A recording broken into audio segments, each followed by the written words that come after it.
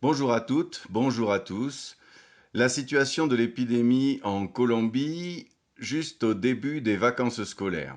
À quelques jours de Noël, nous pouvons déjà entrevoir un petit peu ce qui va se passer durant ces vacances de Noël, tant au niveau des statistiques de l'épidémie que des décisions prises par le gouvernement colombien.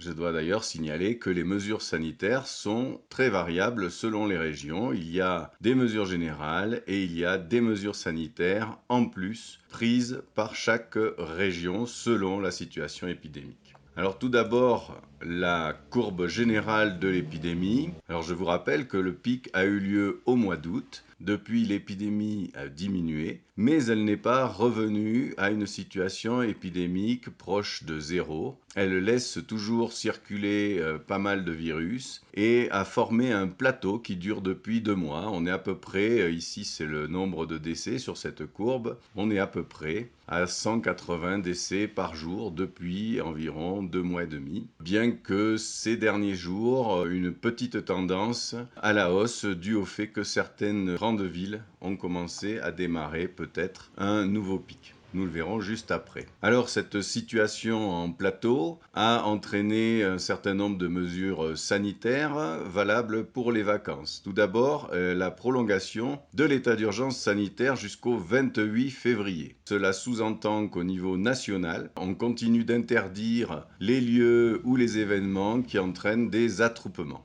Interdiction de consommer l'alcool dans la rue dans tout le pays et fermeture des frontières terrestres et fluviales. Alors ça, cela peut intéresser certains d'entre vous qui sont potentiellement des touristes. Alors, les frontières terrestres et fluviales sont fermées du 1er décembre au 16 janvier 2021. Donc, il n'y a pas de discothèque ouverte. Les bars sont ouverts, mais avec des grosses restrictions. Il faut qu'ils demandent une permission spéciale avec tout un tas de protocoles à réaliser, mais normalement, on ne peut pas y danser. On n'a pas le droit de danser dans les bars. Voilà. Et les restaurants, eux, sont ouverts, mais là aussi avec des restrictions, bien sûr. Donc il y a deux notions à comprendre pour comprendre ce qui se passe dans le pays. La notion de pilote.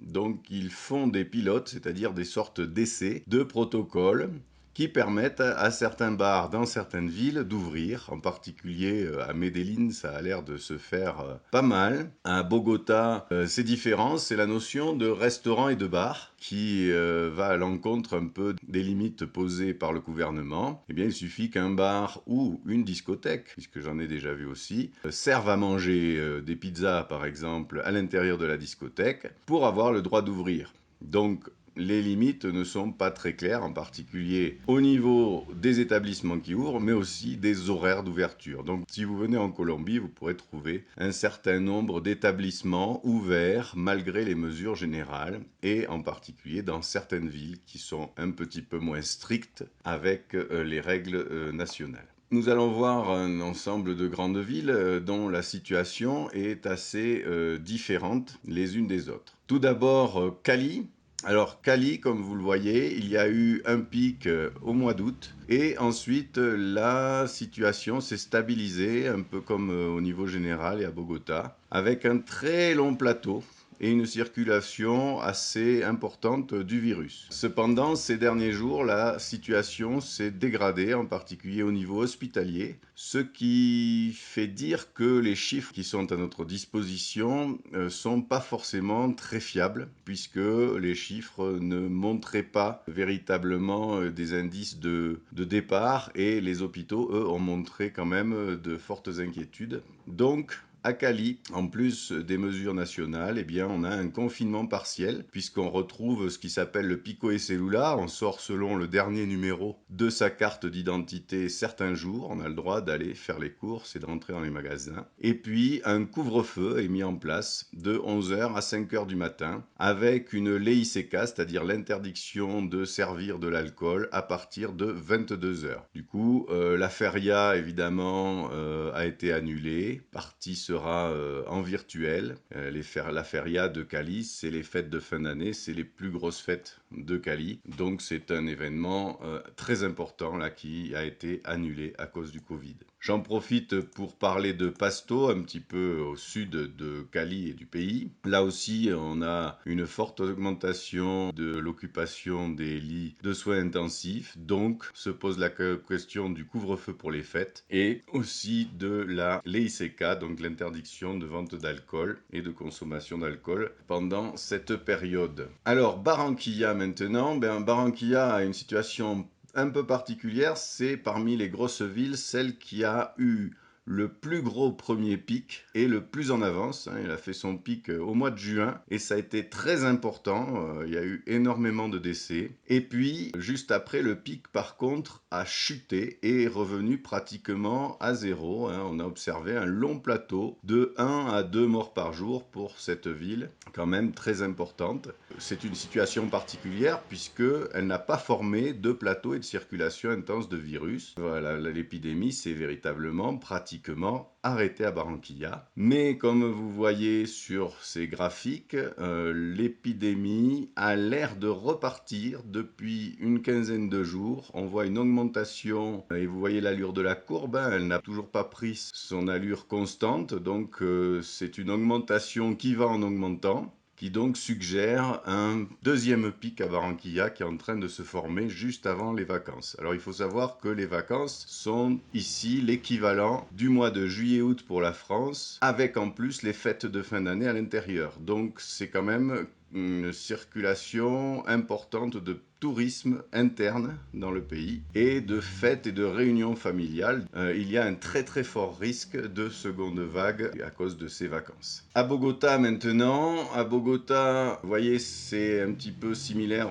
à la courbe nationale. On a eu un pic au mois d'août, l'épidémie a baissé, mais s'est arrêté de baisser et a formé un plateau avec une circulation intense du virus dans la ville, avec environ 1000 morts par mois depuis 2 mois et demi, 3 mois. Nous avons là encore aussi quelques indices qui nous laissent penser que cette épidémie pourrait reprendre à Bogota. Alors là, ça ne se voit pas au niveau encore du nombre de morts, mais ça se voit déjà au niveau des tests. Alors qu'ils sont effectivement, le problème de la fiabilité des tests est assez complexe ici, mais ça c'est l'indicateur qui m'a finalement donné le plus d'informations pour prévoir l'avenir à court terme. Donc j'avais prévu, grâce à cette évolution des cas actifs, j'ai pu prévoir la fin de la montée durant le premier pic. J'ai pu prévoir la fin de la descente durant le premier pic.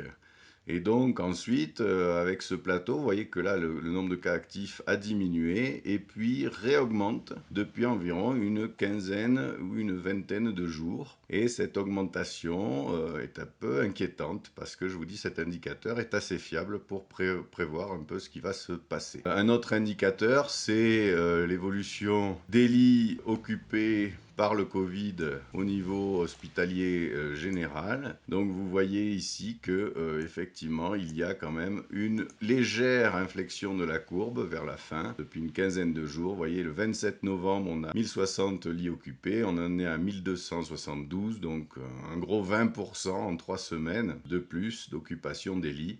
C'est tout de même un signe qui est fort préoccupant pour les vacances, sachant ce qui nous attend au niveau de la circulation des personnes. À Cartagena maintenant, vous voyez que Cartagena a fait son pic, il a duré assez longtemps ce pic à Cartagena, puis il y a eu un plateau avec une circulation moyenne du virus, mais ces derniers jours, vous voyez que les contaminations sont reparties fortement à la hausse. Du coup, vous voyez aussi sur cette courbe que même la mortalité est partie fortement à la hausse depuis quelques jours. Elle n'atteint pas encore la pente du premier pic, mais on n'en est pas très très loin. Donc Carthagène a pris des mesures. C'est une ville évidemment qui espère de tout son cœur voir des touristes arriver, puisque c'est le gros revenu de cette ville.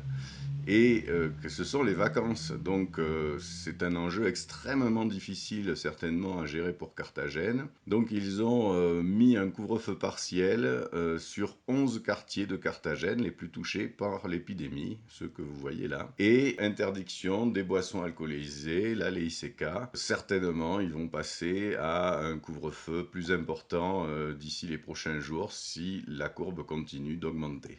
Au niveau de Santa Marta, une autre ville de la côte qui vit du tourisme, alors là vous allez voir que c'est une courbe qui provoque un certain nombre de doutes. Donc on voit la courbe des contaminations qui elle aussi s'infléchit assez fortement pour atteindre une pente qui ressemble de plus en plus à celle du premier pic. Et ici vous voyez que les contaminations repartent à la hausse, même si sur les 2 dernières semaines les chiffres m'ont eu l'air un petit peu bizarres, en particulier ce chiffre de 523 contaminés qui baisse tout d'un coup comme par hasard au moment où tout le monde fait les réservations pour Noël et avait commencé justement à retirer des réservations. Et du coup pour cette ville c'est un enjeu extrêmement important, extrêmement difficile à gérer. Je pense tout de même que le deuxième pic là aussi va apparaître à Santa Marta. Enfin, Medellín, la deuxième ville colombienne, et l'Antioquia, donc la région de Medellín. Donc vous voyez que là, le pic est parti beaucoup plus tard que dans les autres régions. On est en gros encore dans un pic. Il y a eu une petite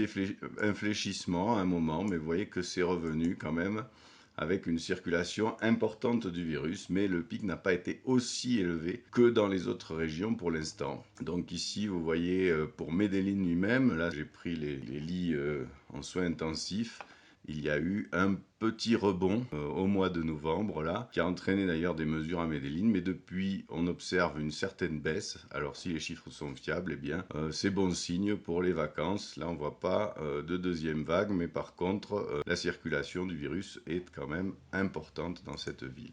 Voilà, alors toute la région du café a fait son pic un petit peu en même temps. Donc là, j'ai pris l'exemple du Quindío. Vous voyez que ce pic est en cours. On atteint pratiquement un plateau aussi. Dans la région du Quindío, le virus circule donc activement. Alors, un petit peu de bonnes nouvelles. Évidemment, pour la Colombie, il est prévu la vaccination qui nous sortira peut-être de cette ornière. Le problème de la Colombie, c'est évidemment un État colombien qui a parfois des soucis d'organisation, on va dire. Et donc, on ne sait pas exactement si les doses ont été déjà achetées ou si les contrats sont juste signés, mais il n'y a encore rien eu de concrétisé. C'est le débat actuel au niveau médiatique, entre les médias évidemment nationaux qui rassurent la population en disant que tout est prêt, et puis des médias un petit peu alternatifs qui doutent de cette préparation, et en particulier du déblocage de l'argent pour acheter le vaccin qui sera en Colombie gratuit. Et là, vous voyez qu'il sera distribué par étapes selon des priorités sanitaires. D'ailleurs, je vous fais remarquer que les professeurs sont prévus pour la 3e étape de vaccination. Voilà la situation à la fois globale et dans chaque ville. J'espère que cela ne va pas gâcher vos vacances, que vous pourrez quand même vous reposer et prendre du plaisir en faisant bien sûr le plus attention possible. Au revoir et à bientôt.